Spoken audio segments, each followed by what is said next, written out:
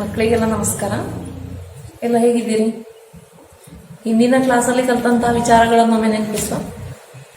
x1 y1 x2 y2ಗಳು ಎರಡು ಬಿಂದುಗಳಾಗಿದ್ರೆ ಆ ಬಿಂದುಗಳ ಮಧ್ಯ ಬಿಂದುವನ್ನು ಸೂಚಿಸುವ ಬಿಂದುವಿನ ಸೂಚಕ ಸಂಖ್ಯೆ ಏನಾಗಿರ್ತದೆ? ಅರ್ಧ ಗುಣಿಸು x1 ಪ್ಲಸ್ x2 ಅರ್ಧ ಗುಣಿಸು y1 ಪ್ಲಸ್ y2 ಆಗಿರ್ತದೆ. ಇದನ್ನೇ x1 ಪ್ಲಸ್ x2 ಭಾಗಿಸು 2 y1 ಪ್ಲಸ್ y2 ಭಾಗಿಸು 2 ಅಂತ ನಾವು ಕಲ್ತಿದ್ದೇವೆ. ಇದೇ ರೀತಿಯಲ್ಲಿ ಮಧ್ಯ ಬಿಂದುವಿನ ಬದಲಾಗಿ ಇನ್ನೊಂದು ಬಿಂದುವನ್ನು ತಗೊಂಡ್ರೆ ಆ ಬಿಂದುವು ಗೆರೆಯನ್ನು ಒಂದು ನಿಷ್ಪತ್ತಿಯಲ್ಲಿ ವಿಭಜಿಸುತ್ತದೆ. ವಿಭಜಿಸುವ ನಿಷ್ಪತ್ತಿಯನ್ನು ಹೊಂದಿಕೊಂಡು ಆ ಬಿಂದುವಿನ ಸೂಚಕ ಸಂಖ್ಯೆಯನ್ನು ಕಂಡುಹಿಡಿಯುವ ವಿಧಾನವನ್ನು ನಾವು ಕಲಿತಾಗಿದೆ. ಈಗ ಪುಟ ಸಂಖ್ಯೆ 220ರಲ್ಲಿರುವ 3ನೇ ಲೆಕ್ಕವನ್ನು ನಾನು ಓದ್ತೇನೆ, ನೀವು ನೋಡಿ ಅದನ್ನು ನಾವು ಮಾಡೋಣ. ಒಂದು ತ್ರಿಕೋನದ ಮೂಲೆಗಳು -1 5 3 7 1 1 ಎಂಬುವುಗಳಾಗಿವೆ. ಈ ತ್ರಿಕೋನದ ಮಧ್ಯಮ ಕೇಂದ್ರವನ್ನು ಕಂಡುಹಿಡಿಯಿರಿ. ನೀವು 9ನೇ ಕ್ಲಾಸಲ್ಲಿ ಕಲ್ತಿದ್ದೀರಲ್ಲ ಮಧ್ಯಮ ಕೇಂದ್ರದ ಬಗ್ಗೆ. ಮಧ್ಯಮ ಕೇಂದ್ರ ಅಂದ್ರೆ ಎಂಥದ್ದು? ಒಂದು ತ್ರಿಕೋನದ ಒಂದು ಶಿರದಿಂದ ವಿರುದ್ಧ ಭುಜದ ಮಧ್ಯ ಬಿಂದುವನ್ನು ಜೋಡಿಸುವಂತೆ ಗೆರೆಯನ್ನು ಎಳಿಬೇಕು. ಒಂದು ತ್ರಿಕೋನಕ್ಕೆ 3 ಶಿರಗಳು, 3 ಶಿರಗಳಿಂದ 3 ಭುಜಗಳ ಮಧ್ಯ ಬಿಂದುಗಳನ್ನು ಜೋಡಿಸುವಂತೆ ಗೆರೆಗಳನ್ನು ಎಳೆದಾಗ ಆ 3 ಗೆರೆಗಳು ಒಂದು ಬಿಂದುವಿನಲ್ಲಿ ಸಂಗಮಿಸುತ್ತದೆ. ಆ ಬಿಂದುವನ್ನು ತ್ರಿಕೋನದ ಮಧ್ಯಮ ಕೇಂದ್ರ ಅಂತ ಕರೀತಾರೆ. ಅದನ್ನು ಸಾಮಾನ್ಯವಾಗಿ ಜಿ ಅಂತ ಹೇಳುವ ಅಕ್ಷರದಿಂದ ಸೂಚಿಸ್ತಾರೆ ಅಂತ ಹೇಳಿ 9ನೇ ಕ್ಲಾಸಲ್ಲಿ ನೀವು ಕಲ್ತಿದ್ದೀರಿ. ಆ ಗೆರೆಯನ್ನು ಮಧ್ಯಮ ಗೆರೆ ಅಂತ ಕರೀತಾರೆ. ಕೇಂದ್ರವನ್ನು ಮಧ್ಯಮ ಕೇಂದ್ರ, ತ್ರಿಕೋನದ ಮಧ್ಯಮ ಕೇಂದ್ರ ಅಂತ ಕರೀತಾರೆ. ಆ ಮಧ್ಯಮ ಕೇಂದ್ರವು ಮಧ್ಯಮ ಗೆರೆಯನ್ನು 2:1 ಎಂಬ ನಿಷ್ಪತ್ತಿಯಲ್ಲಿ ವಿಭಜಿಸುತ್ತದೆ ಎಂಬುದನ್ನು ನೀವು 9ನೇ ಕ್ಲಾಸಲ್ಲಿ ಕಲ್ತಿದ್ದೀರಿ. ಈಗ 3 ಶಿರಗಳ ಸೂಚಕ ಸಂಖ್ಯೆಗಳನ್ನು ಕೊಟ್ಟಿದ್ದಾರೆ. ಒಂದು ತ್ರಿಕೋನವನ್ನು ರಚಿಸುವ, ಮಧ್ಯಮ ಗೆರೆಗಳನ್ನು ಎಳೆಯುವ, ಮಧ್ಯಮ ಕೇಂದ್ರವನ್ನು ಗುರುತಿಸುವ, ಆ ಕೇಂದ್ರದ ಸೂಚಕ ಸಂಖ್ಯೆಯನ್ನು ಕಂಡುಹಿಡಿಯುವುದು ಹೇಗೆ ಅಂತ ಹೇಳಿ ಈಗ ನಾವಿಲ್ಲಿ ನೋಡುವ. ಇಲ್ಲಿ ನೋಡಿ, ತ್ರಿಕೋನ ABC ಅನ್ನು ಎಳೆದಿದ್ದೇನೆ ನಾನು. ಎ ಸೂಚಕ ಸಂಖ್ಯೆ 3 7, ಬಿ ಯ ಸೂಚಕ ಸಂಖ್ಯೆ -1 5, ಸಿ ಯ ಸೂಚಕ ಸಂಖ್ಯೆ 1 1. ಎ ಶಿರದಿಂದ ಬಿ ಸಿಯ ಮಧ್ಯಬಿಂದು ಪಿ ಗೆ ಗೆರೆ ಎಳೆದಿದೆ. ಆಗ ಎಪಿಯು ತ್ರಿಕೋನ ಎಬಿಸಿಯ ಮಧ್ಯಮ ಗೆರೆಯಾಗಿರುತ್ತದೆ. ಅದೇ ರೀತಿಯಲ್ಲಿ ಬಿ ಇಂದ ಎಸಿಯ ಮಧ್ಯಬಿಂದುವಿಗೆ ಗೆರೆಯನ್ನು ಎಳಿಬೇಕು. ಸಿ ಶಿರದಿಂದ ಎ ಬಿಯ ಮಧ್ಯಬಿಂದುವಿಗೂ ಗೆರೆಯನ್ನು ಎಳಿಬೇಕು. ಆಗ ಈ 3 ಗೆರೆಗಳು ಜಿ ಬಿಂದುವಿನಲ್ಲಿ ಸಂಗಮಿಸುತ್ತದೆ. ಈ ಜಿ ಬಿಂದುವನ್ನು ತ್ರಿಕೋನದ ಮಧ್ಯಮ ಕೇಂದ್ರ ಅಂತ ಕರೀತಾರೆ. ಇದು 9ನೇ ಕ್ಲಾಸಲ್ಲಿ ಕಲಿತಾಗಿದೆ. ನಾನು ಆ ಜಿ ಬಿಂದುವನ್ನು ಗುರುತಿಸಿದ್ದು ಮಾತ್ರ. ಈ ಜಿ ಬಿಂದುವು ಎಪಿಯನ್ನು 2:1 ಎಂಬ ನಿಷ್ಪತ್ತಿಯಲ್ಲಿ ವಿಭಜಿಸುತ್ತದೆ. ಇದನ್ನು 9ನೇ ಕ್ಲಾಸಲ್ಲಿ ನೀವು ಕಲ್ತಿದ್ದೀರಿ.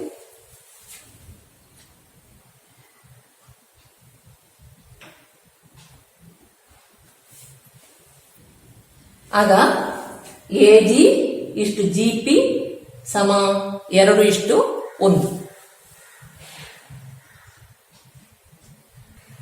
ನಾನು ಆಗ ಹೇಳಿದಾಗೆ ಬಿಸಿಯ ಮಧ್ಯ ಬಿಂದು ಪಿ. ಆಗ ಪಿ ಬಿಂದುವಿನ ಸೂಚಕ ಸಂಖ್ಯೆಯನ್ನು ಕಂಡುಹಿಡಿಯಬಹುದಲ್ಲ ನಮಗೆ? ಮಧ್ಯ ಬಿಂದುವಿನ ಸೂಚಕ ಸಂಖ್ಯೆಯನ್ನು ಕಂಡುಹಿಡಿದ ಹೇಗೆ? x1 y1 x2 y2ಗಳು ಎರಡು ಬಿಂದುಗಳಾಗಿದ್ರೆ ಮಧ್ಯ ಬಿಂದುವಿನ ಸೂಚಕ ಸಂಖ್ಯೆ ಸಮ x1 ಪ್ಲಸ್ x2 ಭಾಗಿಸು 2 y1 ಪ್ಲಸ್ y2 ಭಾಗಿಸು 2. ನೀವು ಹಿಂದಿನ ಕ್ಲಾಸಲ್ಲಿ ಕಲ್ತಿದ್ದೀರಿ. ಈಗ ಪಿ ಯ ಸೂಚಕ ಸಂಖ್ಯೆಯನ್ನು ಕಂಡುಹಿಡಿಯುವ. ಪಿ ಯ ಸೂಚಕ ಸಂಖ್ಯೆ ಸಮ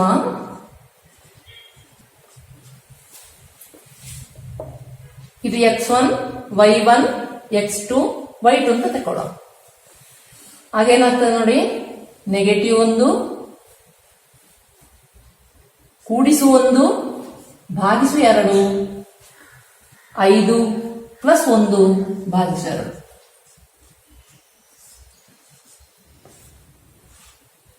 ಇದೆಷ್ಟಾಯ್ತು? 0/2. 0/2 ಅಂದ್ರೆ ಎಷ್ಟು? 0. 6/2 ಸಮ 0 3 ಆಯ್ತು. ಪಿ ಬಿಂದುವಿನ ಸೂಚಕ ಸಂಖ್ಯೆ 0 3.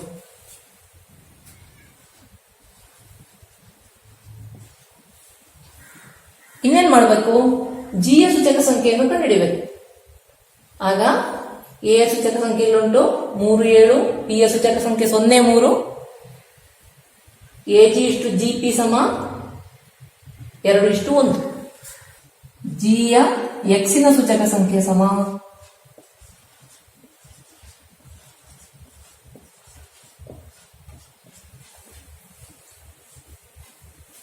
3 ಕೂಡಿಸು 0-3 ಗುಣಿಸು 3/2. ನಾವು ಇಂದಿನ ಕ್ಲಾಸಲ್ಲಿ ಈ ರೀತಿಯ ಲೆಕ್ಕಗಳನ್ನು ಮಾಡಿದ್ದೇವೆ. ಸಮ 3 - 3. ಇಲ್ಲಿ ಮೈನಸ್ ಬಂದದ್ದು ಹೇಗೆ? ಇದು ಪಾಸಿಟಿವ್, ಇದು ನೆಗೆಟಿವ್. ಆಗ -3 ಬರ್ತದೆ. ಗುಣಿಸು 3/2. ಈ 3 ಕ್ಯಾನ್ಸಲ್ ಆಗ್ತದೆ. ಸಮ 3 - 2 ಸಮ 1. ಜಿಯ ಎಕ್ಸ್ ನ ಸೂಚಕ ಸಂಖ್ಯೆ 1 ಬಂತು. ಇನ್ನು ಜಿಯ ವೈ ಯ ಸೂಚಕ ಸಂಖ್ಯೆಯನ್ನು ಕಂಡುಹಿಡಿ.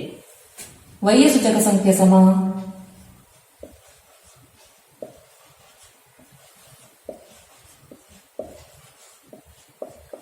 7 ಕೂಡಿಸು 3 - 7 ಗುಣಿಸು 3/2 ಸಮ 7 - 4. 3ರಿಂದ 7 ಕಳೆದ್ರೆ -4 ಗುಣಿಸು 3/2 ಸಮ 7 - 8/3. ಇದೆಷ್ಟಾಯ್ತು ನೋಡಿ? 7 3 21 -8 ಭಾಗಿಸು 3 ಸಮ 21ರಿಂದ 8 ಕಳೆದ್ರೆ ಎಷ್ಟು? 13. 13 ಭಾಗಿಸು 3 3 4 12 3/1. ಆಗ ಜಿಯ ಸೂಚಕ ಸಂಖ್ಯೆ ಸಮ ಎಷ್ಟು ಹೇಳಿ? 1 4 3/1. ಇದನ್ನು ಸರಿಯಾಗಿ ಇಲ್ಲಿ ಭಿನ್ನರಾಶಿ ಬರ್ತದೆ, ಅದನ್ನು ಸರಳಗೊಳಿಸಲಿಕ್ಕೆ ಸರಿಯಾಗಿ ಅಭ್ಯಾಸ ಮಾಡಿ ಮಕ್ಕಳೇ. 220ನೇ ಪೇಜಲ್ಲಿ ಕೊನೆಗೊಂದು ಲೆಕ್ಕ ಉಂಟು, ಅದನ್ನು ನಾನು ಓದ್ತೇನೆ ನೋಡಿ. ಮೂಲೆಗಳ ಸೂಚಕ ಸಂಖ್ಯೆಗಳು x1 y1 x2 y2 x3 y3 ಆಗಿರುವ ತ್ರಿಕೋನದ ಮಧ್ಯಮ ಕೇಂದ್ರದ ಸೂಚಕ ಸಂಖ್ಯೆಗಳು ಯಾವುವು? ತ್ರಿಕೋನ ಎಳೆದಿದೆ ನೋಡಿ ಬೋರ್ಡಲ್ಲಿ. ಇಲ್ಲಿ ಎ ಸೂಚಕ ಸಂಖ್ಯೆಯನ್ನು x1 y1 ಅಂತ ತಗೊಂಡಿದ್ದೇನೆ, ಬಿ ಯ ಸೂಚಕ ಸಂಖ್ಯೆಯನ್ನು x2 y2 ಅಂತ ತಗೊಂಡಿದ್ದೇನೆ, ಸಿ ಯ ಸೂಚಕ ಸಂಖ್ಯೆ x3 y3. ಈಗ ಪಿ ಯ ಸೂಚಕ ಸಂಖ್ಯೆ ನಮಗೆ ಬರೀಬಹುದು. ಬಿ ಸಿ ಯ ಮಧ್ಯಬಿಂದು ಪಿ. ಹಾಗೇನಾಗ್ತದೆ? ಅದು x2 + x3 ಭಾಗಿಸು 2 y2 + y3 ಭಾಗಿಸು 2 ಆಗ್ತದೆ ಅಲ್ವಾ? ನಾನು ಬರೀತೇನೆ.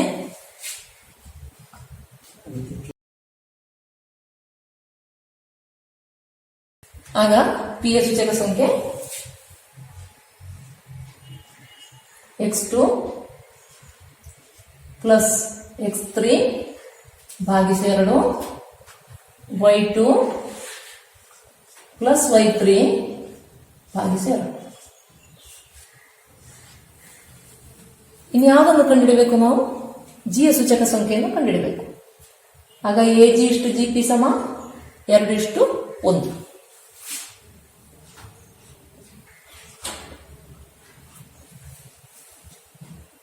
ಆಗ ಜಿಯ ಎಕ್ಸ್ ನ ಸೂಚಕ ಸಂಖ್ಯೆ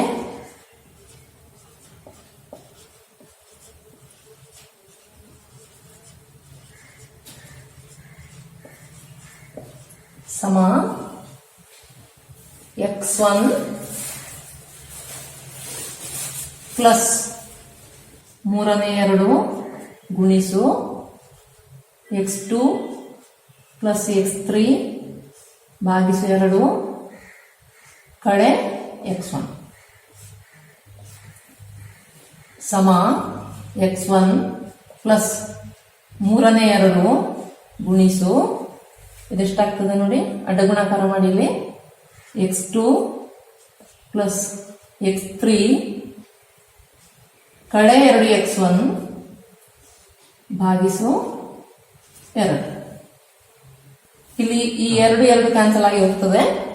ಆಗ ಉಳಿಯುದು ನೋಡಿ ಸಮ x1 ಪ್ಲಸ್ 1/3 ಗುಣಿಸು x2 ಪ್ಲಸ್ x3 ಕಳೆ 2x1 ಸಮ ಪುನಃ ಅಡ್ಡಗುಣಾಕಾರ ಮಾಡುವ 3x1 plus x2 plus x3 ಕಳೆ 2x1 ಭಾಗಿಸು 3 ಸಮ ಇಲ್ಲಿ ನೋಡಿ 3x1 ಕಳೆ 2x1 ಎಷ್ಟಾಯ್ತು x1 ಬಾಕಿ ಉಳಿದು ಯಾವ್ದು ನೋಡಿ ಪ್ಲಸ್ x2 ಪ್ಲಸ್ x3 ಭಾಗಿಸು 3. ಆಗ ನೋಡಿ ಸುಲಭದಲ್ಲಿ ಈ ಮಧ್ಯಮ ಕೇಂದ್ರ ಜಿಯ ಎಕ್ಸ್ ನ ಸೂಚಕ ಸಂಖ್ಯೆ ಸಿಕ್ಕಿತಲ್ಲ. ಹೇಗೆ ನೋಡಿ x1 plus x2 plus x3 ಭಾಗಿಸು 3 ಅಥವಾ 3 ಶಿರಗಳ ಎಕ್ಸಿನ ಸೂಚಕ ಸಂಖ್ಯೆಯ ಮೊತ್ತವನ್ನು ಕಂಡುಹಿಡಿದು 3ರಿಂದ ಭಾಗಿಸಿದ್ರೆ ಆಯ್ತು. ಇದೇ ರೀತಿಯಲ್ಲಿ ಜಿ ಬಿಂದುವಿನ ವೈಯ ಸೂಚಕ ಸಂಖ್ಯೆ ಸಮ ನೀವು ಈ ರೀತಿ ಮಾಡ್ಬೋದಲ್ಲ, ಡೈರೆಕ್ಟ್ ಹೇಳಿ y1 plus y2 plus y3 ಭಾಗಿಸು 3 ರೀತಿಯನ್ನು ನೀವು ಮಾಡಿ. ಆದ್ದರಿಂದ ಜಿ ಸಮ ನಿಮಗೆ ಪರೀಕ್ಷೆಗೆ ನೆನಪಿಟ್ಟುಕೊಳ್ಳಿಕ್ಕೆ ಬೇಕಾಗಿ x1 plus x2 plus x3 by 3 y1 plus y2 plus y3 by 3.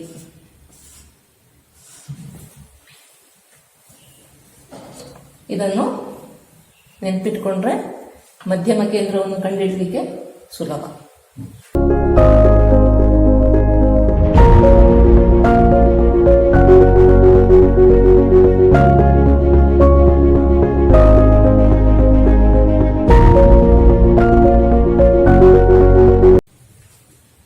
ಇಲ್ಲಿ ನೋಡಿ ಒಂದು ತ್ರಿಕೋನದ 3 ಶಿರಗಳನ್ನು ಬರೆದಿದ್ದೇನೆ ನಾನು. 4 1 8 3 10 2 ಆಗಿರುವ ತ್ರಿಕೋನದ ಮಧ್ಯಮ ಕೇಂದ್ರವನ್ನು ಕಂಡುಹಿಡಿಯಬೇಕು. ಹೇಗೆ ಕಂಡುಹಿಡಿಯುವುದು? ಮಧ್ಯಮ ಕೇಂದ್ರದ ಸೂಚಕ ಸಂಖ್ಯೆಯನ್ನು ಕಂಡುಹಿಡಿಯಬೇಕಿದ್ರೆ x1 plus x2 plus x3 by 3 y1 plus y2 plus y3 by 3 ಹೌದಲ್ಲ. ಇಲ್ಲಿ ಇದನ್ನು x1 y1 ಅಂತ ತಕೊಳ್ಳೋ, ಈ 2ನೇ ಬಿಂದು x2 y2 ಅಂತ ತಕೊಳ್ಳೋ, 3ನೇ ಬಿಂದುವನ್ನು x3 y3 ಅಂತ ತಕೊಳ್ಳೋ. ಆಗ 4 ಕೂಡಿಸು 8 ಕೂಡಿಸು 10 ಭಾಗಿಸು 3. ಅದೇ ರೀತಿಯಲ್ಲಿ 1 ಪ್ಲಸ್ 3 ಪ್ಲಸ್ 2 ಭಾಗಿಸು 3 ಅದೆಷ್ಟು ಬರ್ತದೆ ಅಂತೇಳಿ ನೀವು ಕಂಡುಹಿಡಿಯಿರಿ. ಇನ್ನು ನೋಡಿ ಆ ಪೇಜಲ್ಲಿರುವ 4ನೇ ಲೆಕ್ಕ ನೋಡಿ, ನಾನು ಓದ್ತೇನೆ. ಚಿತ್ರದಲ್ಲಿ ಪಿ ಎಂಬ ಬಿಂದುವಿನ ಸೂಚಕ ಸಂಖ್ಯೆಯನ್ನು ಲೆಕ್ಕ ಹಾಕಿರಿ. ಒಂದು ತ್ರಿಕೋನ ಕೊಟ್ಟಿದ್ದಾರೆ, 3 ಶಿರಗಳನ್ನು ಗುರುತಿಸಿದ್ದಾರೆ, ಒಂದು ಶಿರದಲ್ಲಿ ಪಿ ಬಿಂದುವನ್ನು ಗುರುತಿಸಿದ್ದಾರೆ. ಆ ಪಿ ಬಿಂದುವಿನ ಸೂಚಕ ಸಂಖ್ಯೆಯನ್ನು ಕಂಡುಹಿಡಿಯಬೇಕು. ಇಲ್ಲಿ ನೋಡಿ ತ್ರಿಕೋನವನ್ನು ಬೋರ್ಡಲ್ಲಿ ಹಿಡಿದಿದ್ದೇನೆ ನಾನು. ಎ ಸೂಚಕ ಸಂಖ್ಯೆ 0 3, ಸೂಚಕ ಸಂಖ್ಯೆ 0 ಆದ ಕಾರಣ ಅದನ್ನು ಮೂಲ ಬಿಂದು, ಆಧಾರ ಬಿಂದು ಅಂತ ಕರೀತಾರೆ. ಅದನ್ನು ಓ ಅಂತ ಹೇಳಿ ಸೂಚಿಸಿದ್ದೇನೆ. ತ್ರಿಕೋನದ 3ನೇ ಶಿರ ಬಿ, ಅದರ ಸೂಚಕ ಸಂಖ್ಯೆ 40. ಇನ್ನು ಎ ಬಿ ಅದರಲ್ಲಿರುವ ಬಿಂದುವಾಗಿದೆ ಪಿ. ಓ ಪಿಯು ಎ ಬಿಗೆ ಲಂಬವಾಗಿರುತ್ತದೆ. ಅಲ್ಲಿ 90 ಡಿಗ್ರಿ ಕೋನವನ್ನು ಗುರುತಿಸಿದ್ದಾರೆ. ಆಗ ಓ ಪಿಯು ಎ ಬಿಗೆ ಲಂಬವಾಗಿದೆ. ಇನ್ನು ನೋಡಿ, ತ್ರಿಕೋನ ಎ ಒ ಬಿ ಯಲ್ಲಿ ಎ ಬಿಯ ಉದ್ದವನ್ನು ಕಂಡುಹಿಡಿಬಹುದಲ್ಲ. ಎ ಬಿಯ ಉದ್ದವನ್ನು ಕಂಡುಹಿಡಿಯಬೇಕಿದ್ರೆ ಎ ಒ ಮತ್ತು ಓ ಬಿಯ ಉದ್ದವನ್ನು ಕಂಡುಹಿಡಿಯಬೇಕು. ಎ ಒ ನ ಉದ್ದ ಎಷ್ಟು? 3 ಯೂನಿಟ್. 3 - 0 ಕೇವಲ ಬೆಲೆ, ಇದು 3 ಯೂನಿಟ್. ಅದೇ ರೀತಿಯಲ್ಲಿ ಓ ಬಿಯ ಉದ್ದ ಎಷ್ಟದು? 0 - 4 ಕೇವಲ ಬೆಲೆ ಅಂದ್ರೆ ಎಷ್ಟು? 4 ಯೂನಿಟ್. ಆಗ ಎ ಬಿಯ ಉದ್ದ ಹೇಗೆ ಕಂಡುಹಿಡಿದು? ಎ ಒ ಸಮ 3, ಓ ಬಿ ಸಮ 4, ಎ ಬಿ ಸಮ square root of 3 square plus 4 square ಅಂದ್ರೆ ಎಷ್ಟಾಯ್ತು? ಇದು ಸಮ ಸ್ಕ್ವೇರ್ ರೂಟ್ ಆಫ್ 25 ಸಮ 5. ಇಲ್ಲಿ ನೋಡಿ, ಓ ಪಿಯು ಎ ಬಿಗೆ ಲಂಬವಾಗಿರುವ ಕಾರಣ ತ್ರಿಕೋನ ಎ ಒ ಪಿ ಮತ್ತು ತ್ರಿಕೋನ ಪಿ ಒ ಬಿಗಳು ಲಂಬಕೋನ ತ್ರಿಕೋನಗಳಾಗಿರ್ತವೆ. ಈ 2 ತ್ರಿಕೋನಗಳು ತ್ರಿಕೋನ ಎ ಒ ಬಿಗೆ ಸದೃಶವಾಗಿರ್ತವೆ. ಯಾಕೆ? ತ್ರಿಕೋನ ಎ ಒ ಬಿಯ 3 ಕೋನಗಳು ತ್ರಿಕೋನ ಎ ಒ ಪಿ ಯ 3 ಕೋನಗಳಿಗೆ ಸಮಾನವಾಗಿರ್ತದೆ. ನೀವು 9ನೇ ಕ್ಲಾಸಲ್ಲಿ ಕಲಿತ ಹಾಗೆ ಒಂದು ತ್ರಿಕೋನದ 3 ಕೋನಗಳು ಇನ್ನೊಂದು ತ್ರಿಕೋನದ 3 ಕೋನಗಳಿಗೆ ಸಮಾನವಾಗಿದ್ರೆ ತ್ರಿಕೋನಗಳು ಸದೃಶ. ಆಗ ಭುಜಗಳೇನಾಗ್ತದೆ? ಸಮಾನ ಕೋನಗಳ ಎದುರಿಗಿರುವ ಭುಜಗಳು ಅನುಪಾತಿಕವಾಗಿರ್ತವೆ. ಇಲ್ಲಿ ನೋಡಿ ಮಕ್ಕಳೇ, ಎ ಒ ಮತ್ತು ಓ ಬಿಗಳು ಪರಸ್ಪರ ಲಂಬ. ಆಗ ಈ ಕೋನ ಓ 90 ಡಿಗ್ರಿ. ಇಲ್ಲಿ ಕೋನ ಓ ಪಿ ಬಿ 90 ಡಿಗ್ರಿ ಕೊಟ್ಟಿದ್ದಾರೆ. ಕೋನ ಬಿ ಒ ಪಿ ಅನ್ನು ಎಕ್ಸ್ ಅಂತ ತಗೊಳ್ಳೋಣ. ಇದು ಎಕ್ಸ್, ಇದು 90. ಆಗ ಕೋನ ಬಿ ಎಷ್ಟಾಗ್ತದೆ? 90 ಕಡೆ ಎಕ್ಸ್ ಆಗ್ತದೆ. ಕೋನ ಓ 90, ಅದರಲ್ಲಿ ಕೋನ ಬಿ ಒ ಪಿ ಸಮ ಎಕ್ಸ್ ಆದ್ರೆ ಕೋನ ಪಿ ಒ ಎ ಎಷ್ಟು? 90 ಕಡೆ ಎಕ್ಸ್ ಆಯ್ತು. ಇದು 90, ಈ ಕೋನ 90, ಆಗ ಕೋನ ಎ ಎಷ್ಟಾಯ್ತು? ಎಕ್ಸ್ ಆಯ್ತು. ಈಗ ನೋಡಿ, ಈ 2 ಸಣ್ಣ ತ್ರಿಕೋನಗಳು ದೊಡ್ಡ ತ್ರಿಕೋನವು ಸದೃಶ ತ್ರಿಕೋನಗಳಾಯ್ತು. ಸದೃಶ ತ್ರಿಕೋನಗಳಾಗುವಾಗ ಸಮಾನ ಕೋನಗಳ ಎದುರಿಗಿರುವ ಭುಜಗಳು ಅನುಪಾತಿಕ. ತ್ರಿಕೋನ ಎ ಒ ಬಿ ಮತ್ತು ತ್ರಿಕೋನ ಎ ಒ ಪಿಗಳು ಸದೃಶ. ನೋಡಿ, ದೊಡ್ಡ ತ್ರಿಕೋನ ಎ ಒ ಬಿ, ಈ ಸಣ್ಣ ತ್ರಿಕೋನ ಎ ಒ ಪಿ. ಇದರಲ್ಲಿ 90 ಕಡೆ ಎಕ್ಸಿನ ದೊಡ್ಡ ತ್ರಿಕೋನದ 90 ಕಡೆ ಎಕ್ಸಿನ ಎದುರಿಗಿರುವ ಭುಜ ಎ ಒ ಭಾಗಿಸು ಈ ಸಣ್ಣ ತ್ರಿಕೋನದಲ್ಲಿ 90 ಕಡೆ ಎಕ್ಸಿನ ಎದುರಿಗಿರುವ ಭುಜ ಎ ಪಿ ಸಮ. ನೋಡಿ, ದೊಡ್ಡ ತ್ರಿಕೋನದ 90ರ ಎದುರಿಗಿರುವ ಭುಜ ಯಾವುದದು? ಎ ಬಿ ಭಾಗಿಸು ಸಣ್ಣ ತ್ರಿಕೋನದಲ್ಲಿ 90ರ ಎದುರಿಗಿರುವ ಭುಜ ಅದು ಯಾವುದು? A O. ಎ ಒ ಸಮ ಎಷ್ಟು? 3 ಭಾಗಿಸು ಎ ಪಿ ಸಮ ಎ ಬಿ ಅಂದ್ರೆ ಎಷ್ಟು? 5 ಭಾಗಿಸು 3. ಎ ಒ ಅಂದ್ರೆ 3. ಆದ್ದರಿಂದ ಎ ಪಿ ಸಮ, ಇದನ್ನು ಗುಣಿಸಿ 3 3 9 ಭಾಗಿಸು 5. ಎ ಪಿ ಸಮ 9 ಭಾಗಿಸು 5. ಇನ್ನು ಪಿ ಬಿ ಯ ಉದ್ದವನ್ನು ಕಂಡುಹಿಡಿಯಬೇಕು ನಾವು. ಪಿ ಬಿ ಸಮ ಹೇಗೆ ಕಂಡುಹಿಡಿಯುವುದು? 5ರಿಂದ ಎ ಬಿಯಿಂದ ಎ ಪಿ ಅನ್ನು ಕಳೆದ್ರಾಯ್ತು. ಎ ಬಿ ಅಂದ್ರೆ ಎಷ್ಟು? 5. 5 ಕಳೆ 9 ಭಾಗಿಸು 5 ಸಮ 25 ಕಳೆ 9 ಭಾಗಿಸು 5 ಸಮ 14 ಭಾಗಿಸು 5. ಇನ್ನು ಎ ಪಿ ಇಷ್ಟು ಪಿ ಬಿ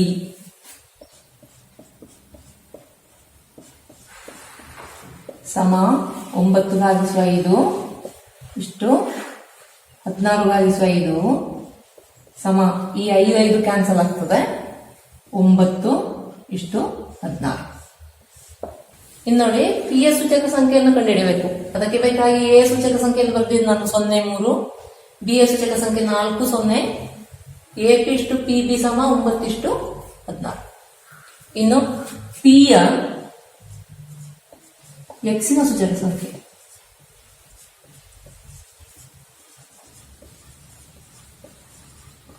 ಸಮ ಹೇಳಿ, ಎಲ್ಲಿಂದ ಹೊರಡುದು? 0 ಹೊರಡುದು ಎಲ್ಲಿಗೆ ತಲುಪಬೇಕು? 4ಕ್ಕೆ ತಲುಪಬೇಕು ಅಲ್ವಾ?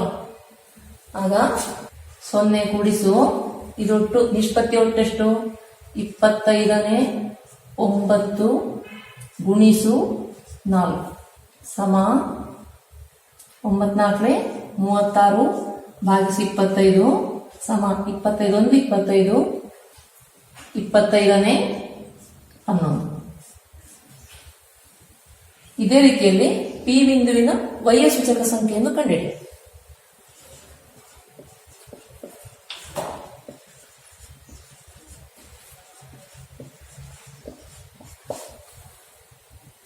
ಮೂರು ಕೂಡಿಸು 0 ಕಳೆ 3 ಗುಣಿಸು 25ನೇ 9 ಸಮ 3 ಕಳೆ 3 ಗುಣಿಸು 25ನೇ 9 ಸಮ 3 ಕಳೆ 9 3 27 ಭಾಗಿಸು 25 ಸಮ 3 25 75 ಕಳೆ 27 ಭಾಗಿಸು 25 ಸಮ 75ರಿಂದ 27 ಕಳೆದ್ರೆಷ್ಟು? 48 ಭಾಗಿಸು 25 ಸಮ 25 1 25 25ನೇ 23. ಆದ್ದರಿಂದ ಪಿ ಸಮ ಹೇಳಿ 1 25ನೇ 11 ಮತ್ತು 1 25ನೇ 23. ನೋಡಿ, ಇನ್ನೊಂದು ಆಕ್ಟಿವಿಟಿಯನ್ನು ನಿಮಗೆ ಮಾಡಲಿಕ್ಕೆ ಹಾಕ್ತಾ ಇದ್ದೇನೆ, ಅದನ್ನು ಮಾಡಿ.